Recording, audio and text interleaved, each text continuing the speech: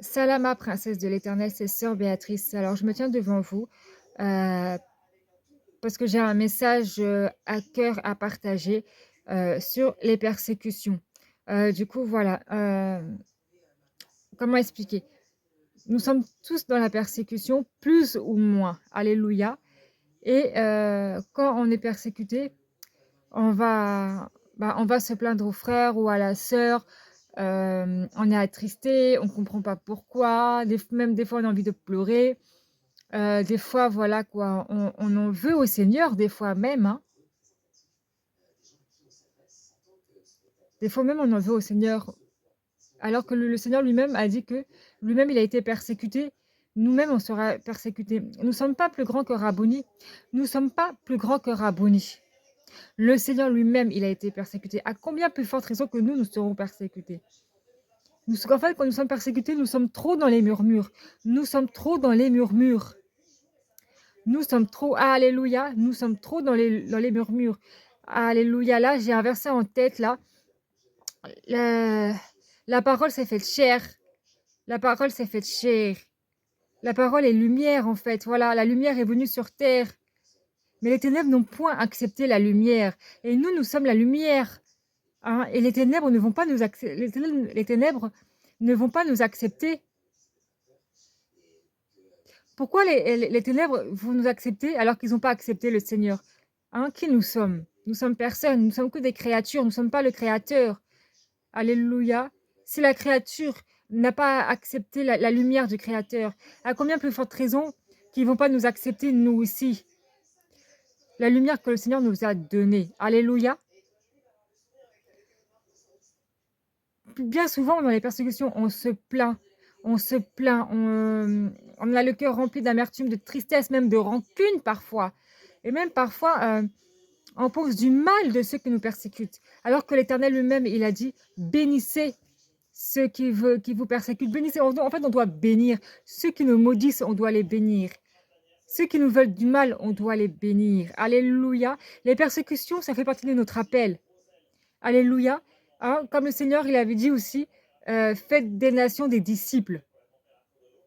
Mais c'est pareil avec les persécutions, ça fait partie de notre appel. Car le Seigneur l'a dit lui-même, nous serons persécutés. Et encore là, ce sont des petites persécutions. Ça sera quoi durant les grandes tribulations, durant les grandes persécutions? Ça va être quoi si nous ne sommes même pas capables d'accepter les petites persécutions? Enfin, on doit rendre gloire à l'Éternel. On doit rendre gloire à l'Éternel. C'est vrai que les persécutions, c'est pas facile.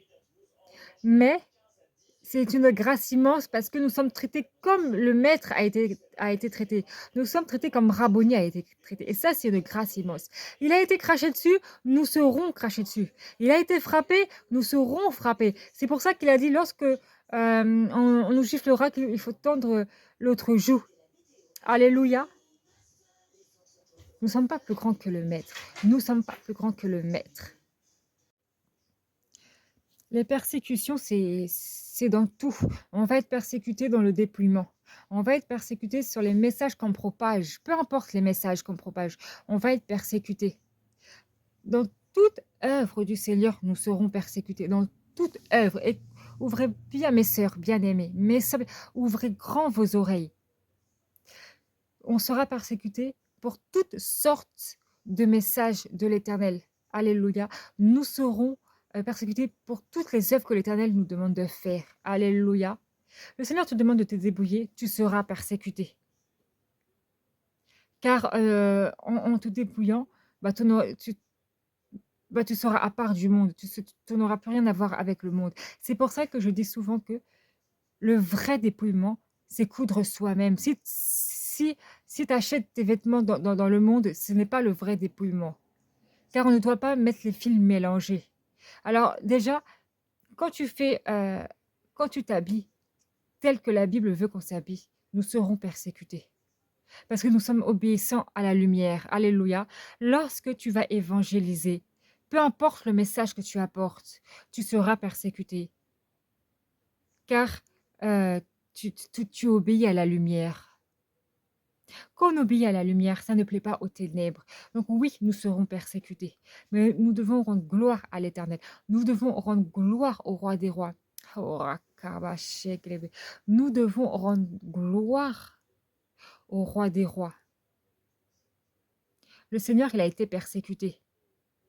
Nous serons aussi persécutés. Nous devons accepter les persécutions que le Seigneur nous donne, parce que ça nous fait grandir dans la foi, parce que ça nous prépare aussi aux grandes persécutions. Parce que si nous ne sommes pas capables d'accepter les petites persécutions, ça va être quoi quand on aura les grandes persécutions? Les grandes persécutions, ça va être quoi? Ça va être quoi si nous ne sommes pas capables? Déjà si avec les petites persécutions, nous sommes dans les murmures. Non, brisons les murmures, quittons les murmures. T'es persécuté, rends gloire à l'Éternel. T'es persécuté, bénis ton persécuteur.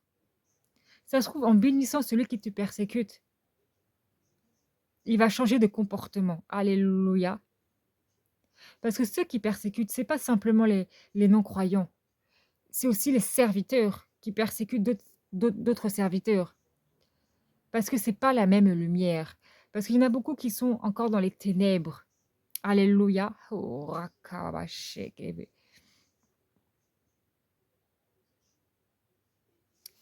Isaiah Congo est la lumière. La lumière qui n'a pas été acceptée dans ce monde.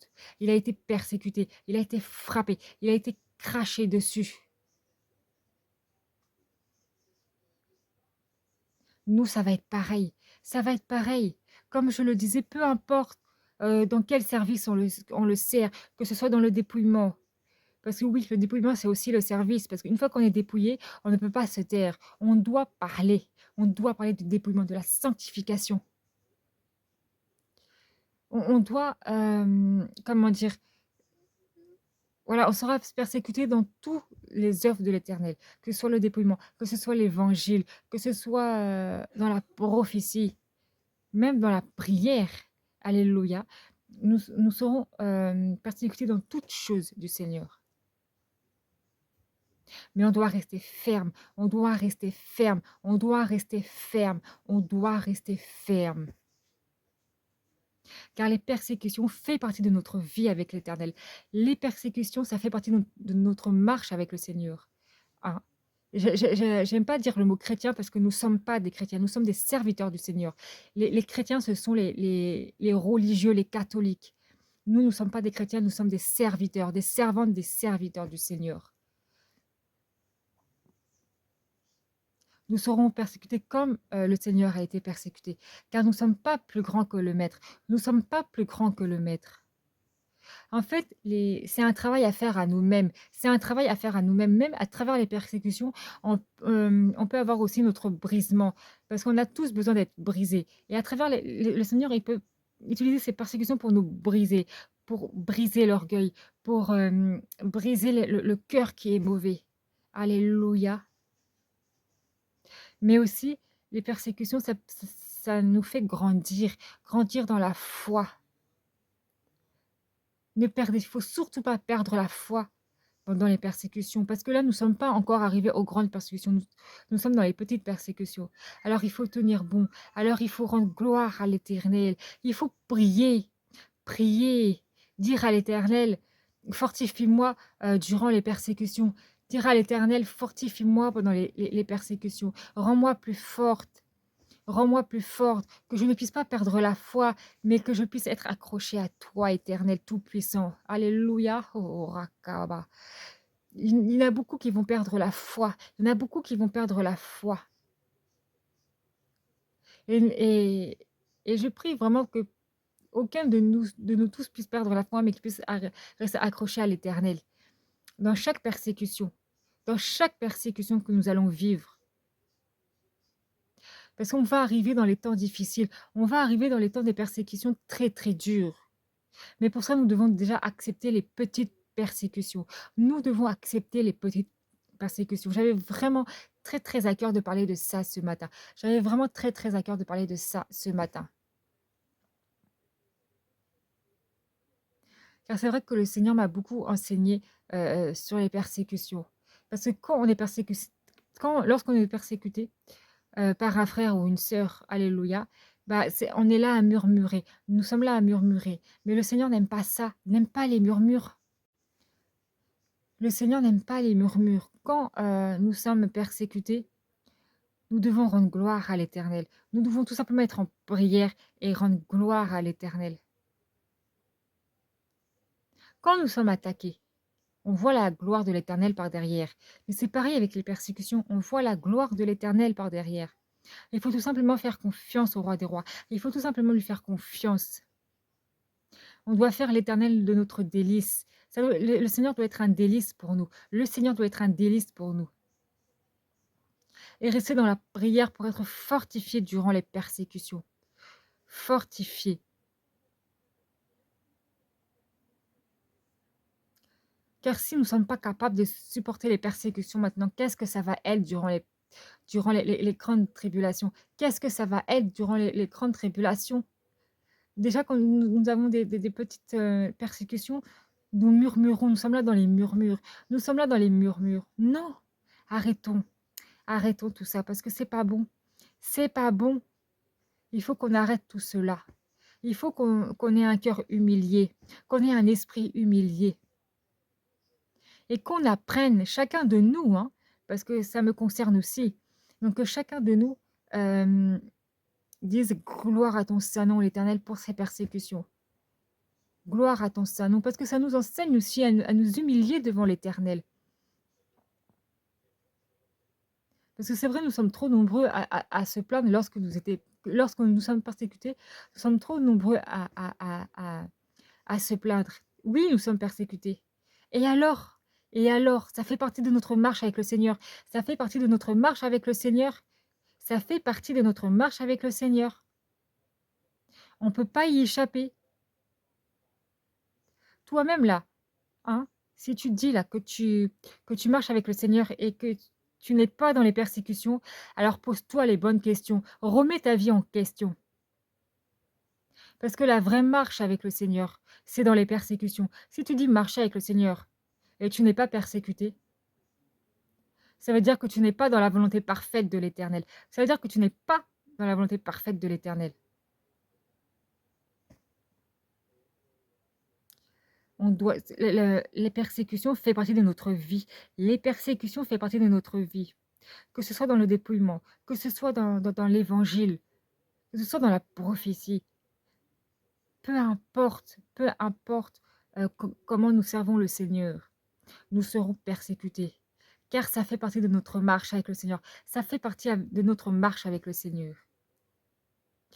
Là, je vais m'arrêter là, parce que sinon, je ne vais jamais m'arrêter, parce qu'une fois que je continue à parler, c'est très dur de s'arrêter. Alléluia. Donc là, je vais m'arrêter.